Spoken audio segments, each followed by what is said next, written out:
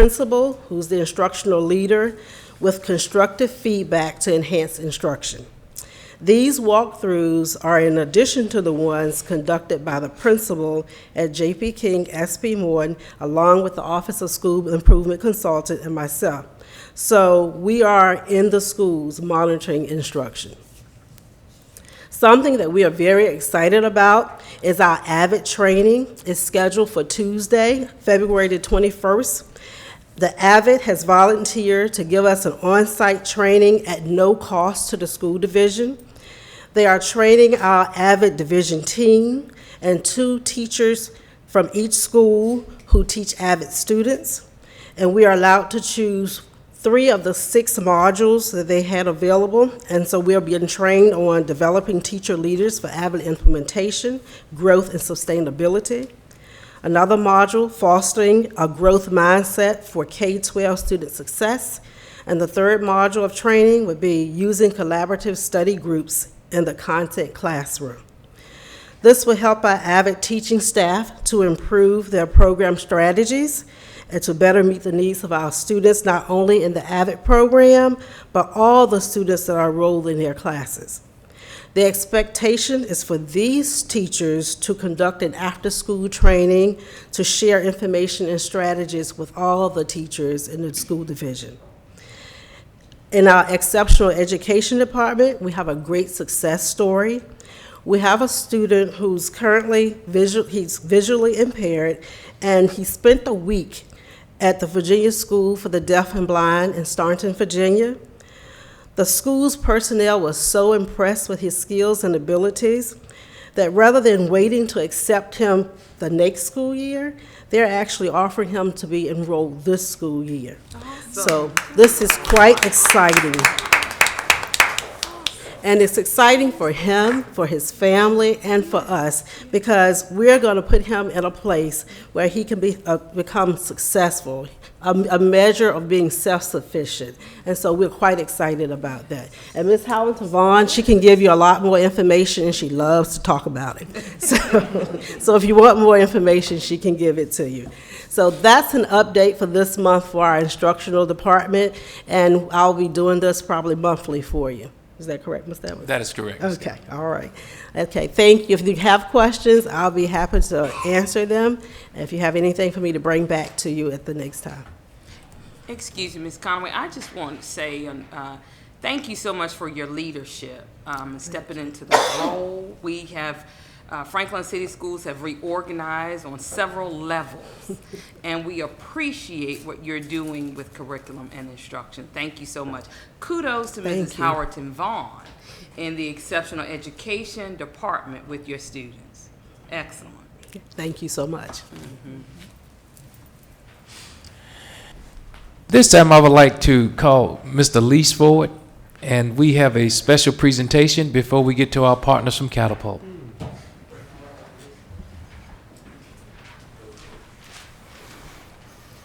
Actually, my students are going to speak.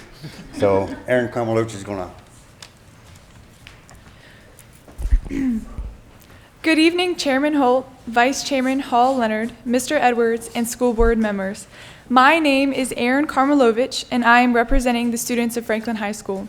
My building trades class and our teacher, Coach Lease, would like to thank you and present you with a token of our appreciation for all of the time and work you have put in on behalf of Franklin City Public Schools. We have made you each a wooden clock with this year's theme engraved on the back, Rising to the Challenge. At this time, Denasia Hunt, Terrence Jeffrey, and Josh Warren will present you our token. Thank you again. If we could have you all come down, because I would like to get a picture for my portfolio. And happy birthday, Mr. Phelps.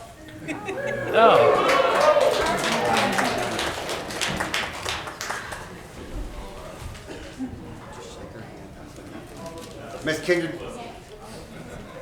Mr. Edwards, and Mr. Williams.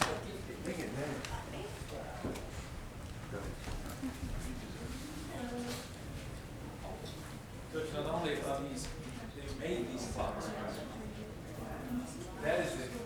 And to the board that Coach Lease, these weren't purchased, these were made.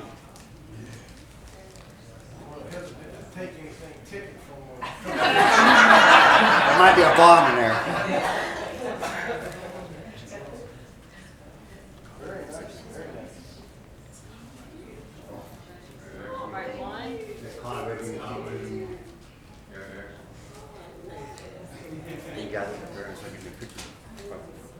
Where did we go? Can we get close together? Because I gotta get this in my portfolio, go.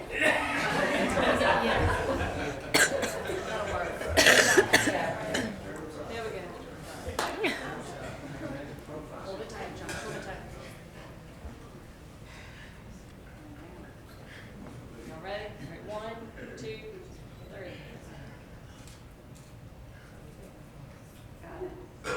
Thanks for what we go.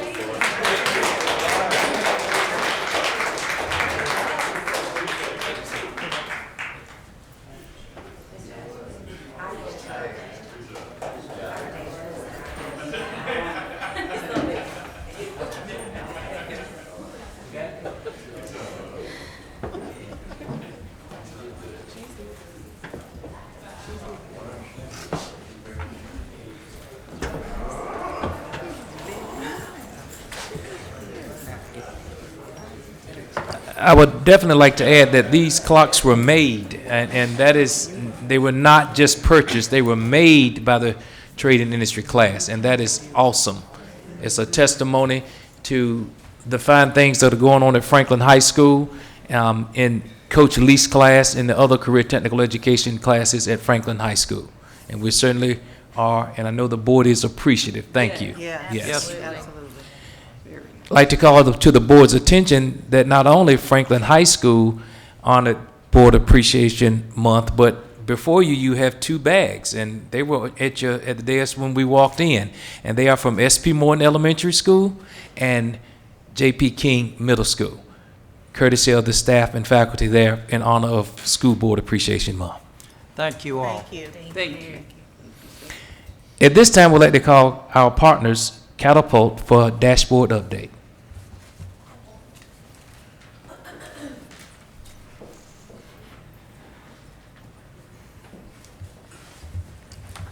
Ms. Gurley, Ms. Burkholder. Good evening, everyone. And happy School Board Appreciation Month, and we really appreciate you for all you do. And thank you for letting us be a part of your family, as always. So we're just going to highlight just a couple of points, as we always do. I just want to, so as always, we're planning with the teams. What we've really drilled in and started doing, continue to doing, but highlighted, is really pushing in with the math and the reading all the way across the board, through science, through social studies, extra through math and extra through reading, but just to make sure that foundation is really strong before we leave Franklin City, okay?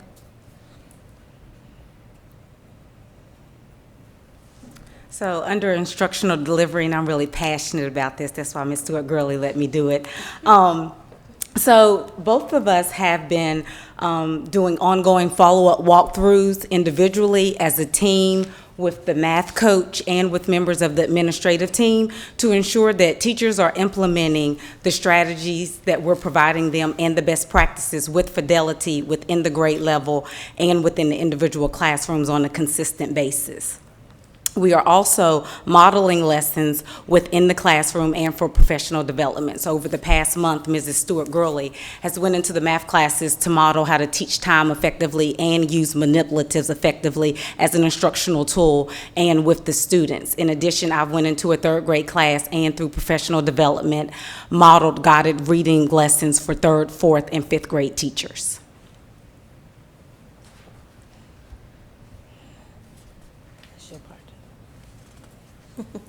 Under assessment, of course, we're literally working with the teachers to help them develop assessments to ensure that they're aligned with the pacing and the curriculum. Also, we've held 2 benchmark review meetings to allow the teachers feedback and to go over and make sure we were all on the same page before the assessments with the pacing. But most importantly, our focus over the past month and for the remainder of the year is ensuring that we're working with teachers for engaging instruction, to strengthen consistency with practices, procedures, and strategies provided to them to build them to capacity within the grade level as individuals and across the building so that we can scaffold and build onto vertical articulation meetings. So as the students move up within the grade level, it's not starting from scratch, okay? You can build on what they've learned in first grade, then the second grade teachers can build on those skills. And lastly, just like Ms. Conaway highlighted, it is SOL time. It is that time of year, it is that season, and so, you know, in the building, it is a big push. You probably, I wish that we can just go into hibernation, the catapult team, because that's when we really get lost in those classes, get lost with the teachers, get lost with our students. And so our interventions, we really are highlighting those and making sure that we track every single student by every single strand, by every single intervention. And so you would list Kalata Stewart Gurley. She was working on 3.4 in math or in reading, and we use small group instruction. And how did that work? To make sure that whatever we're doing, to make sure it is working and that we meet the needs of all of our students, every single one of them. Okay? Any questions? Do you feel like you're on pace from where you wanted to be at this point? I do. We know that we have a different group of students every year. We have new teachers, but we know that we have a great team.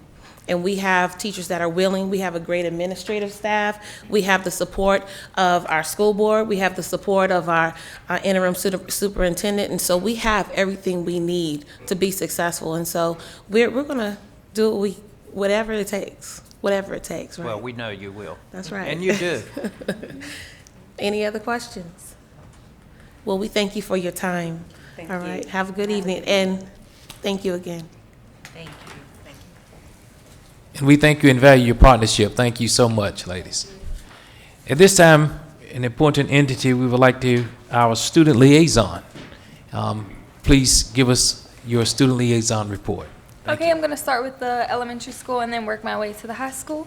So with the elementary school, on February 10th, the students had a sweetheart dance at SP Morton. On February 13th, SP Morton celebrated the 100th day of school. SP Morton is participating in Reading Across America on February 27th through March 3rd to celebrate Dr. Seuss's birthday. On February 23rd, SP Morton will have the second 9 weeks award assembly for the students. And throughout the month of February, the students have participated in the Kindness Challenge, where the students display the 100 acts of kindness throughout the month. And that's SP Morton. The middle school, on February 2nd, J.P. King students had a program for Black History Month titled Struggle for Freedom, The Life of Dr. King. This program was with Parks and Rec and the Franklin Library. On February 9th, there was a Parents as Partners Grammar Carnival to practice writing skills for the students. On February 11th, there was an SOL Academy for the Writing SOL.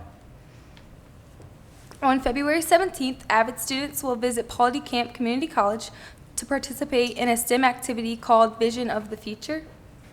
And the 8th graders at J.P. King Middle School will participate in a NAEP assessment, which is a nationwide test that all 8th graders will participate in. Moving to the high school, we're going to start with sports. Our boys basketball team finished 12-9 this season.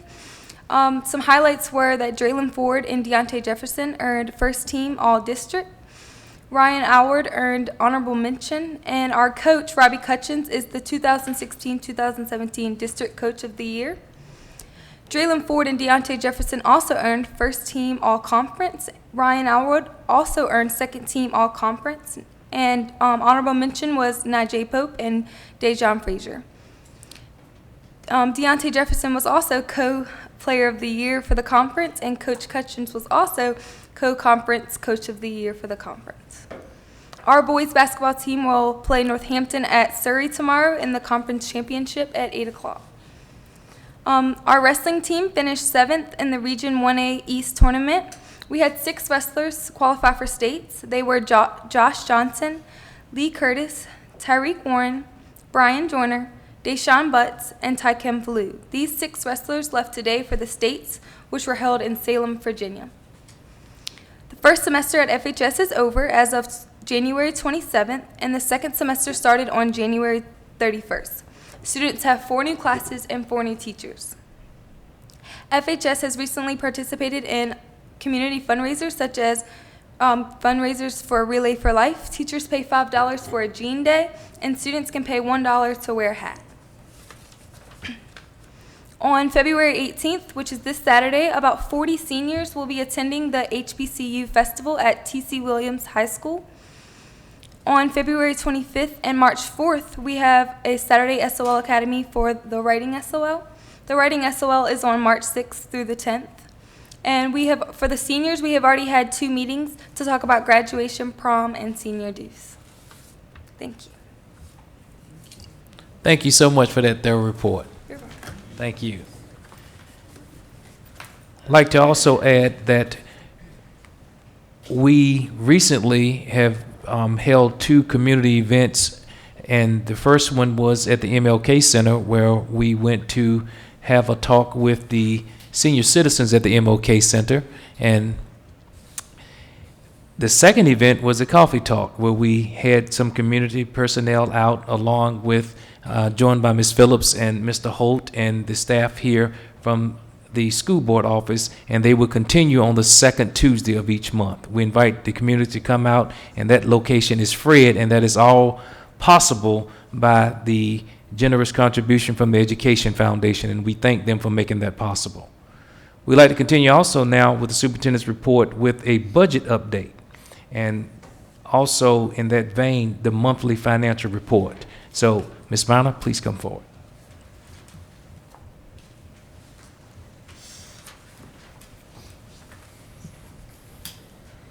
Thank you. You have in your packets the monthly financial update for January. This is the same report that was you were briefed on at the work session on the 2nd. Oh, actually, no. I apologize. We did not have this on the 2nd, but this information is available. I was asked about a few things to point out, actually. The revenues are still trending a little behind last year, but that is not as concerning to staff really as the expenditure patterns, just because you'll recall that the state does not actually adjust for our ADM numbers until the May and June reimbursements. And so what every school division in the Commonwealth experiences once they measure that March 31st ADM is their next payments from the state either go significantly up or significantly down. In our case, we're anticipating them to come significantly up because our ADM is a lot higher than originally budgeted by either ourselves or anticipated by the state. On the expenditure side, our trends are very similar to what was reported in December. Note that the operations and maintenance, which we discussed or was questioned at the last month, continues to be ahead of schedule. There were a couple reasons for this, and this was in an email I submitted to the board earlier this week. But one of those items is that our electric bill, we've gotten on a cycle where we're paying a month earlier than we were last year, or have more months included in the year to date than we had before. That last bill is coming in and getting paid before the board meeting as opposed to last year when it was after. So that does skew our information a little bit because electricity is a pretty significant expense every month. The other item that impacted us last month was that we had an insurance payment for student activity insurance that posted in December, whereas before it had been in January. I will advise the board that we do have some areas where our budget was not or is not currently sufficient to meet the expenditure trends.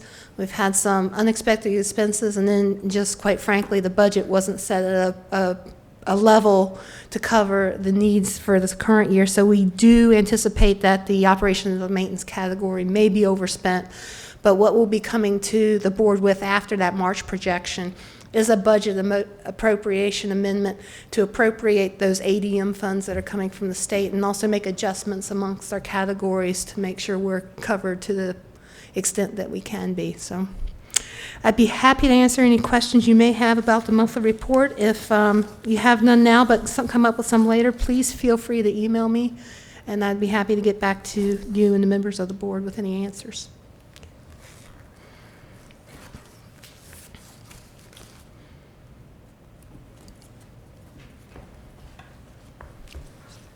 Thank you. Thank you, Ms. Minor. Now we have our professional development log.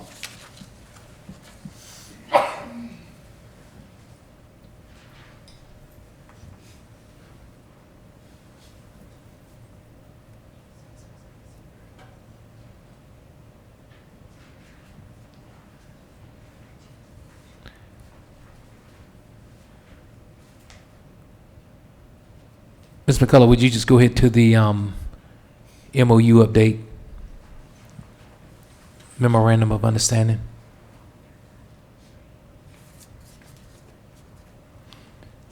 This is our memorandum of understanding with the Virginia Department of Education, and we are happy to partner with our Chief Academic Officer, Dr. Roy Geiger, and these are the curricular alignment and essential actions that we do and report monthly as per the MOU, and we have them for your review, and if there are any questions, we'll be happy to answer.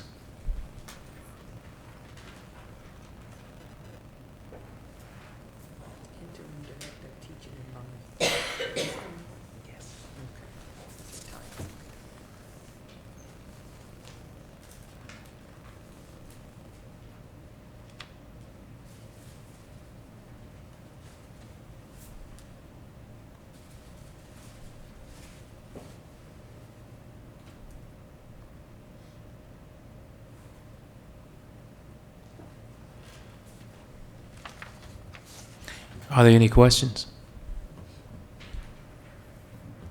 Thank you, Ms. McCullough. And now our principal's monthly report.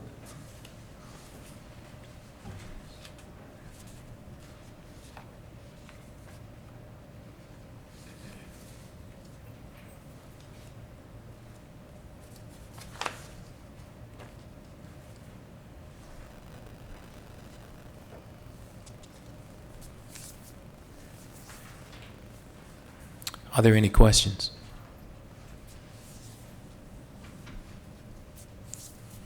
Thank you, Ms. McCullough. And Ms. McCullough, I think that log is the one for the one that says log is the professional development log that we couldn't pull up. You see what says log? There you go.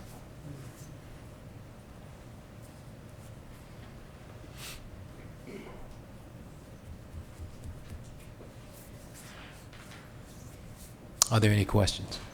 In reference to the professional development, the persons that attend the conferences, do they come back and meet with the staff or administrators to provide a report? Yes, Dr. Hall Leonard. One of the things that we definitely implement here in Franklin City Public Schools is that train-the-trainer model. Okay. And, you know, going along with an ever decreasing budget and other restraints, that we send our personnel to be professional development. The expectation and the implementation is that when they come back, we do inform and train our personnel. Okay. So yes. Are there any questions? Thank you. And that concludes Superintendent's report. Mr. Chairman. Thank you, Mr. Edwards. Authorization to request appropriation.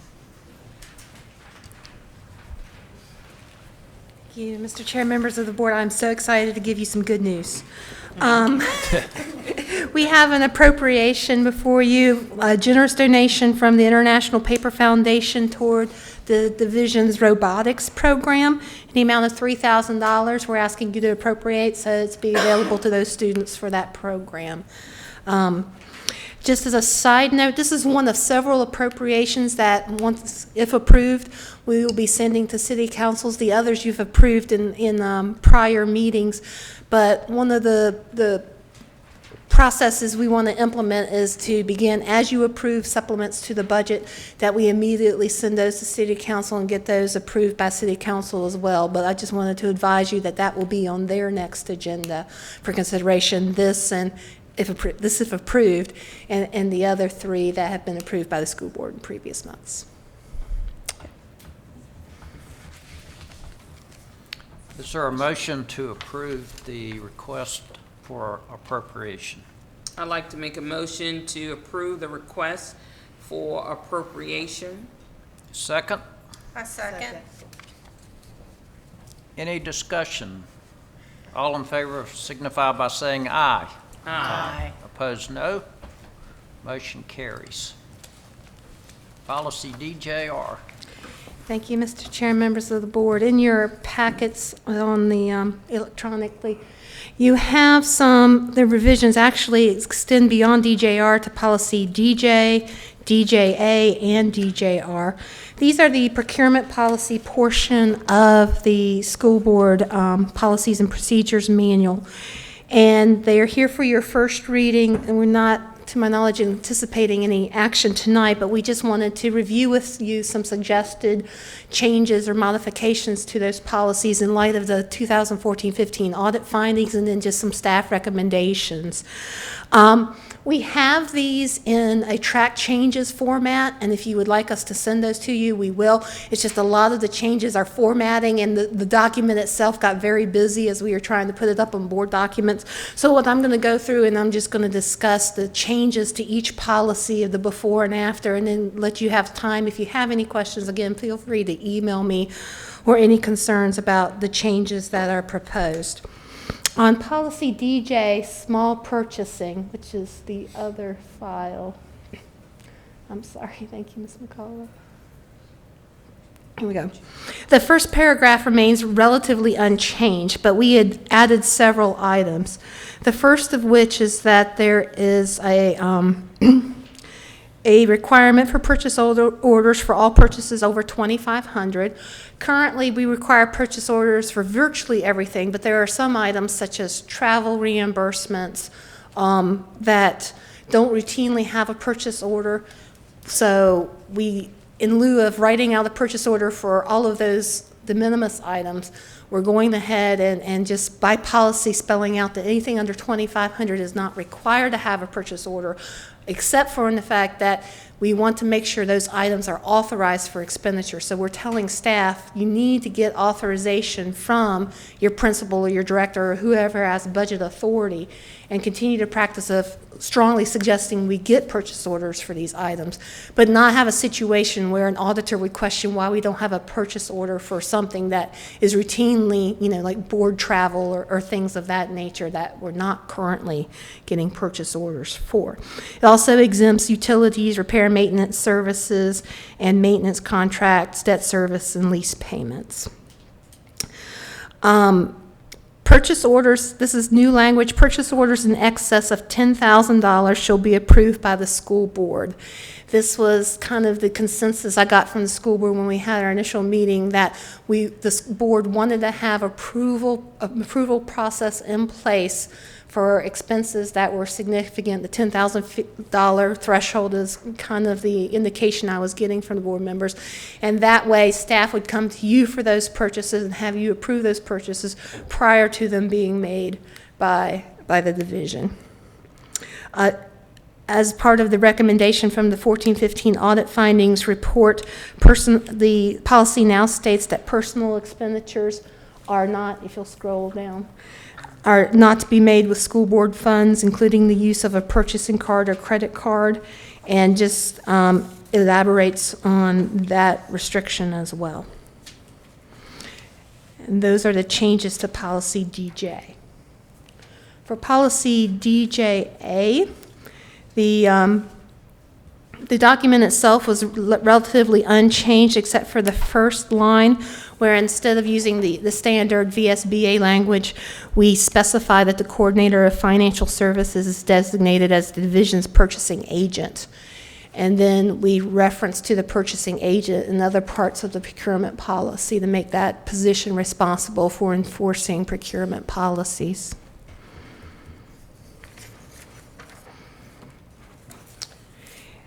Then in policy DJR, there were some pretty substantial changes, again, most of which were formatting to put it in a format that was consistent with the other documents. But the thresholds have been altered, and purchases over $100,000 are still at that level. Instead of lieu of $60,000 threshold, we lowered that to a $30,000 threshold. So purchases between $30,000 $50,000 and $100,000 will require a minimum of 3 quotes. And then purchases less than $30,000 is where we strongly encourage competition. But again, any purchases over the $10,000 level will still be required to come to the school board for prior approval. We did add a section on allowable exceptions, and I'll be reviewing that with you once we get to it. So, under the Virginia Public Procurement Act, VPPA, there are 2 forms of getting bids for services that are significant or over $100,000. The first of which is an IFB, or a competitive bidding model. If you know exactly what you're going to get, I want a 2015 Ford F-150 with this package and these pieces of equipment, then you would put those specifications into a bid and send it out and let dealers give you back a bid because you are very specific in what you want. There are times, however, when you can't be specific. For example, I want a computer system, a financial general ledger, and I want it to do X, Y, and Z, but I don't want to specify a specific vendor. I really want to see what the vendors propose to me as far as what will best meet needs that we specify in a document. That's a competitive negotiation process where we have a request for proposal. Both of those are the 2 vehicles that are enumerated in state code. And so the language that's included in the revisions to this document, where we're talking about purchases over $100,000, are geared to kind of pushing us in compliance with those 2 types of procurement as allowed by the Commonwealth of Virginia. So basically, these are language changes that you'll see we're starting to reference that competitive negotiation and competitive sealed bidding process. Under the purchases between $30,000 and $100,000, you'll note that we have decreased the threshold, and we are requiring documentation of both written quotes and if we have verbal or quotes communicated by telephone. And that documentation is going to be, by policy, included with the purchase order. And so therefore, we will know exactly where to find when the purchasing agent, the coordinator of financial services, is reviewing a purchase order. She can see that there are 3 quotes attached to this, and we will keep that documentation for audit once it is approved.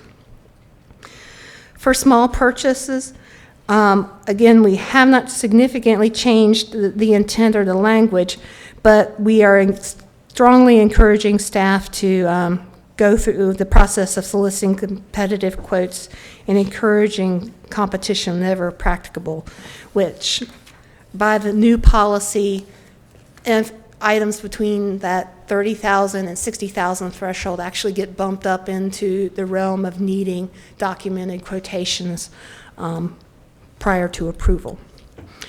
There are some exceptions in the Virginia Public Procurement Act to the 2 types of procurement that we just mentioned. And we wanted to make sure that those were clearly stated in our policy because we didn't want a situation where we would contradict if someone went out on an emergency procurement. We wanted our policy to specify how that was intended to be done and make sure that they're compliant not only with state code but also with our own policies. So the section on allowable exceptions basically says, here's where you're exempted from that process, and here's what you need to do to make sure you meet that exemption. The first of which is state contract. The Commonwealth of Virginia has contracts for a variety of goods and services, which they've already procured and set up contracts with vendors to provide those. And so it is a great opportunity. They allow localities to ride those contracts if there's a service or a good that we need to procure that the Commonwealth has already procured on our behalf. Likewise, cooperative procurements. A lot of localities are now writing into their RFPs or IFB documents a clause that allows other public bodies to ride that contract. So if, for example, we wanted to procure a school bus and Southampton County already had just gone through that process and had in their IFB for a school bus language that would allow us to ride that contract, then we could purchase a school bus with the Southampton contract at the rate that Southampton County awarded their RFP to that vendor. Public auction was one I was not familiar with until researching the Virginia Public Procurement Act, but it does have an allowance for if we were to get an item off of public auction. This is actually kind of popular for some heavy machinery if we're wanting to get a used piece of equipment at a public auction for operations and maintenance. And then the two that I was most familiar with, emergency procurement and sole source. If there is a bona fide emergency where we need to get an item very quickly, we need to document why there is an emergency that exists and post that information on our website.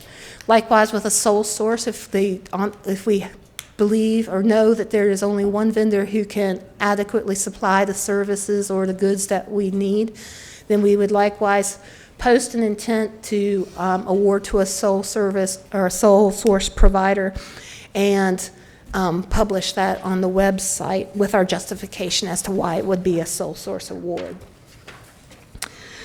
Otherwise, the language of the documents remains essentially the same. I ask that you please, if you have opportunity, review them, offer up any comments, questions, concerns, revisions that you would like before, and our next meeting will be again presenting this for your consideration. Ms. Minor, real quickly, on page 1, section 2, under the small purchases between 30,000 and 100,000, that first line, should that read 60,000 or 30,000? 30. I noted it while I was talking because I saw it. Yes, it should be 30,000. I apologize. We'll fix that by the next reading. You said if we have questions, we can email you. Yes, please. With questions. Okay. Thank you. Thank you, Ms. Manor. Overnight field trip.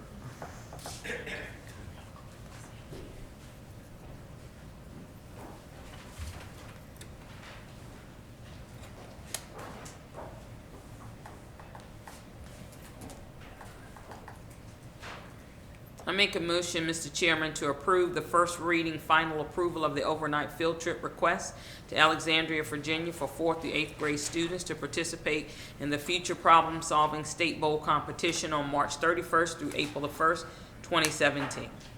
Thank you. Is there a second? I'll second it. We have a motion and a second. Any discussion? All in favor of that motion signify by saying aye. Aye. Opposed, no. Motion carries. Thank you. Superintendent search. The board met last evening after the public hearing and finalized some qualifications that the survey indicated for our new superintendent, and we have or will shortly send those to Virginia School Board Association, and my understanding is they'll have an announcement out tomorrow. So we're moving along in that effort. Important days to remember. I know our next meeting is March the 2nd. It will be finance oriented plus anything else that comes up. I know we have some discussion about the roof at the Charles Street Gym that we're going to talk about. Do you know anything else, Mr. Edwards, for that right off the top? No, sir. I don't either. Any business by school board members? Just would like to thank Franklin City Public Schools for honoring us as school board members this evening. Very nice. The dinner was nice too. Thank you. We've been overwhelmed. We appreciate that. The cake was just topped it off. I'd like to also again welcome Marshall Williams, representing Ward 4. Thank you. We still have Ward 5. I believe City Council is interviewing this coming week for that spot. And welcome Mr. Taylor Williams back. Yes. Yes. Good to have you, Mr. Williams. Any other comments or questions before we adjourn? Is there a motion for adjournment? Make a motion, Mr. Chairman, to adjourn. Second. Second. All in favor signify by saying aye. Aye. Aye. Motion carries. Thank you.